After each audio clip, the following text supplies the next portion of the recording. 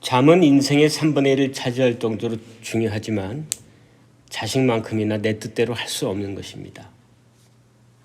그래서 불면증이 있으신 분들은 자려고 마음을 먹고 노력을 하지만 노력을 한 만큼 정말로 잘 못 자게 됩니다. 이거 어떻게 해야 합니까? 노력해도 안 되는데 어떻게 해야 할까요? 그래서 세상에는 세상 사람 수만큼이나 잠을 잘 자는 것에 대한 얘기들이 많습니다. 그 중에는 도움이 되는 것도 있고요. 전혀 도움도 안 되고 오히려 돈만 버리는 것들도 있습니다. 그래서 사람들은 이런저런 방법을 해보다가 도저히 안 되면은 정신건강의학과에 방문해서 수면제를 처방받고자 합니다. 저는 수면제를 드시기 전에 먼저 해볼 수 있는 방법을 설명을 드리고자 합니다. 또 기왕에 수면제를 드시고 계시다 하면은 수면제를 줄이거나 더 잘 자는데 도움이 될 거라고 확신합니다. 제가 설명드리는 내용들은 아무런 근거도 없는 것들은 아니고요. 뇌과학을 기반으로 해서 실제 과학적으로 입증이 된 그러한 것들을 설명을 드리겠습니다. 가장 먼저 드리고 싶은 말씀은 일주기 리듬을 지켜야 한다는 얘기입니다. 일주기 리듬이란 뭘까요? 삼바, 트로트, 같은 이런 음악 리듬이 아니란 건 분명 아는데 뭔지 모르는 분들이 많습니다. 뭘까요? 예, 그렇습니다. 하루를 주기로 변하는 인간의 생체 리듬을 말하는 겁니다. 태양이 하루를 주기로 떴다 졌다 하는 것처럼 우리 신체도 하루를 주기로 변화를 하게 됩니다. 이거를 잘 지켜야 한다는 것입니다.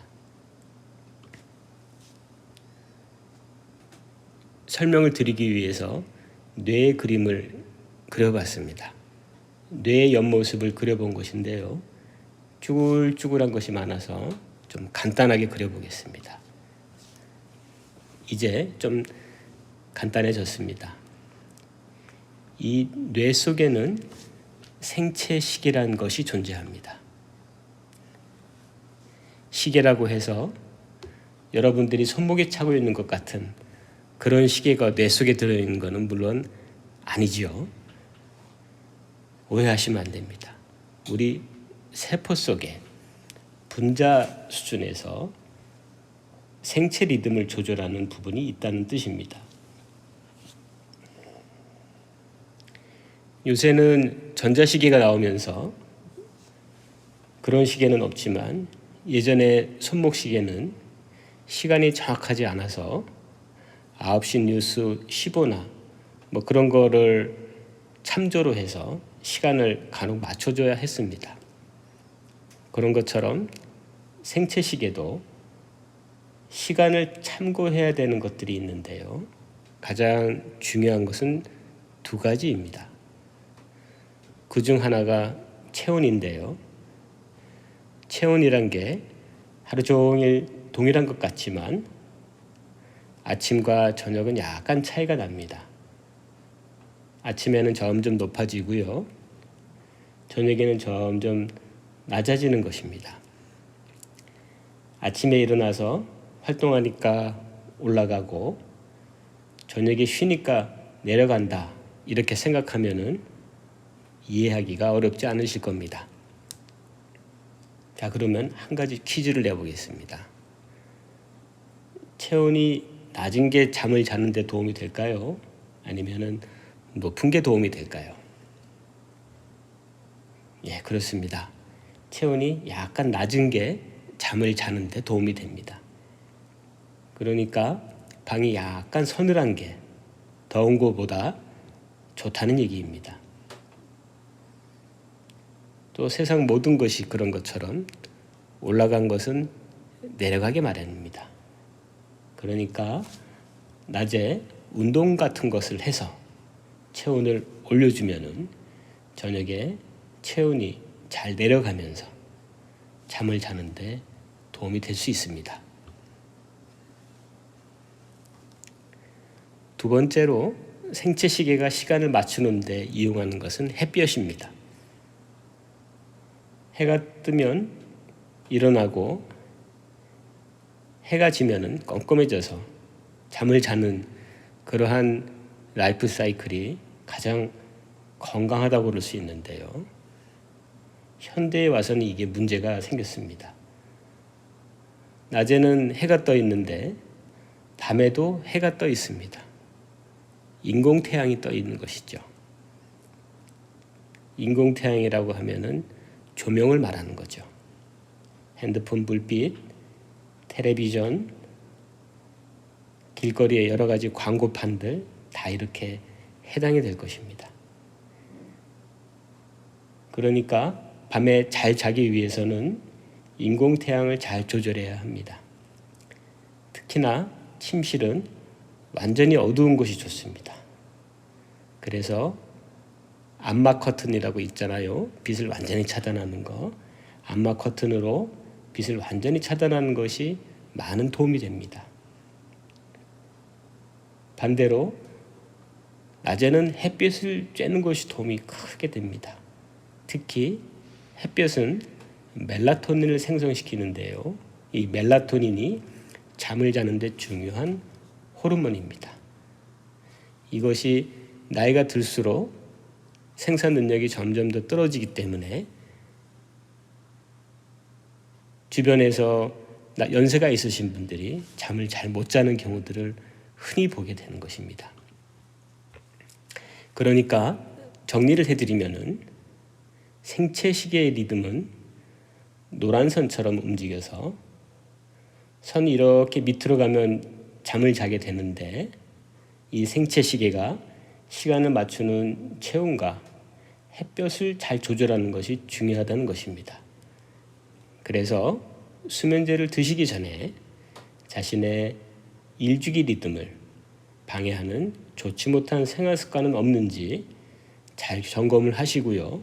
만약에 그런 것이 있다 하면은 먼저 생활 습관을 바꿔보는 것이 중요합니다. 이렇게 1단계로 한번 시도를 해보시는데요. 1단계처럼 일주기 리듬을 잘 지켰는데도 잠이 잘 오지 않는다고 그러면은 아마도 긴장과 불안 때문일 가능성이 많습니다. 쉽게 생각하면은 걱정을 많을 때 잠을 잘 자지 못하는 것이 당연한 것이잖아요. 그렇지만 이 생각과 걱정 역시 조절이 가능하기 때문에 수면제를 복용하기 전에 긴장과 불안을 조절해 보거나 수면제를 복용하고 있다 하더라도 긴장과 불안을 잘 조절하면은 수면제를 적게 먹거나 끊을 수도 있는 것입니다. 자, 다시 뇌 그림입니다. 여기에서 다음과 같이 그려보겠습니다. 왼쪽이 뇌 앞쪽이죠. 그러니까 이마 쪽에 해당이 되죠. 이쪽 부분은 파란 분필로 제가 칠을 했고요. 뇌 가운데는 붉은색 분필로 동그란 원을 그렸습니다. 자, 이 각각에 대해서 설명을 드릴 텐데요. 이마 쪽의 파란 부분은 전두엽의 앞쪽에 있다 해서 전전두엽이라고 부르는 부분이고요. 이 부분은 어떤 것을 계획하고 집행하는 지부 같은 곳입니다. 다음으로 붉은 부분은 편도란 부분인데요. 뇌 안쪽 깊숙한 곳에 위치해서 위험이 닥쳤을 때 경보를 울리는 경보장치 같은 것입니다. 그러니까 위험이 닥쳤을 때 경보를 울려서 준비태세를 갖추게 하는 그러한 영역입니다. 사실 둘 다 굉장히 필요한 것이죠. 그렇지만 예민한 분들은 별 위험이 아닌데도 이 붉은색 부분에서 경보가 계속 울려대서 괜시리 긴장하게 되는 것입니다. 불안해지는 것이라고 할 수 있죠. 자, 이렇게 해서 불안과 불면에 관련된 네 중요한 두 가지 부분을 이해했습니다. 그러면 다음 슬라이드를 보겠습니다. 붉은색, 그러니까 편도가 위험도 없는데 경보를 울려대면은 잠을 잘 수 있을까요? 없을까요? 예, 그렇습니다. 잠을 잘 수가 없게 됩니다. 그런데 불면증이 있는 분들은 잠자리에 눕게 되면은 갑자기 이런저런 걱정을 하게 됩니다. 그러니까 이놈 편도란 것에서 경보를 계속 울려대서 잠을 잘 수 없게 되는 것이죠. 또 그런 걱정을 안 하고 있다 하더라도 잠을 못 자면 어떻게 하지 하고 불면증 자체에 걱정을 해도 편도가 경보를 울려대서 정신이 말똥말똥해지면서 잠을 잘 수 없게 되는 것입니다. 그러면은 어떻게 하면 될까요? 두 가지 방법이 있습니다. 첫 번째 비밀은 전두엽에 있는데요. 이 부분이 뇌의 쥐팽부라고 그랬어요. 이 부분을 활성화시키면은 편도를 억제할 수 있게 됩니다. 여기 점선은 억제를 한다는 것을 표시한 건데요. 이렇게 그림처럼 편도를 억제하면 경보가 울리지 않아서 불안이 사라지고, 그러면은 원래 자기 일주기 리듬에 따라서 잠을 잘 수 있게 되는 것입니다. 그러면은 어떻게 하면은 이 전두엽을 활성화시킬 수 있을까요? 명상이나 집중하는 생각을 하는 방법이 있습니다. 명상을 하면은 전두엽이 활성화되면서 불안이 진정이 되는 것은 명상을 연구해 본 여러 가지 연구들을 통해서 확인이 되는 사실입니다. 다른 방법으로는 긴장을 일으키지 않는 그러한 것들에 집중을 하거나 조절할 수 있는 생각을 하는 것입니다.